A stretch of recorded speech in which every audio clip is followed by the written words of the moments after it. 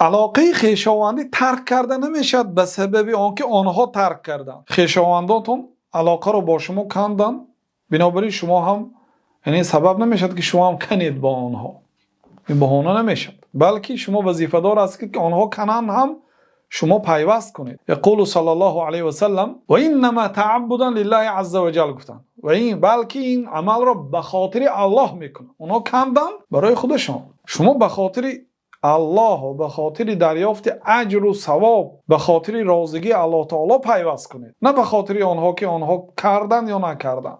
یقول صلی الله علیه و سلم، پیامبر صلی الله علیه و سلم گفتند که لیس الواصل بالمکافئ ولكن الواصل من اذا قطعت رحمه وصلها. رواه البخاری. این حدیث در صحیح بخاری است. گفتند که واصل یعنی آن آدمی که علاقه را پیوست کرده است. آن آدمی نیست که به مکافأه این کار را کند، به مکافات. یعنی که وقتی که شما پیوست کردید با یک عمکتان علاقه را، برای چی؟ به خاطر آنکه وی هم با شما علاقه را پیوست میکند، به شما نیکی میکند، فایدهش میرسد، شما هم با او علاقه را پیوست کردید. این واصل حساب نمیشه. واصل کی است؟ واصل آن آدمی که علاقه را پیوست کرده است، همون آدمی که من اذا قطعت، آن آدمی که علاقه کنده شود او پیوست میکنه. اونها کندن، شما پیوست کردید، انا همین آدم پیوست کننده علاقه خویشاوندی حساب میشه.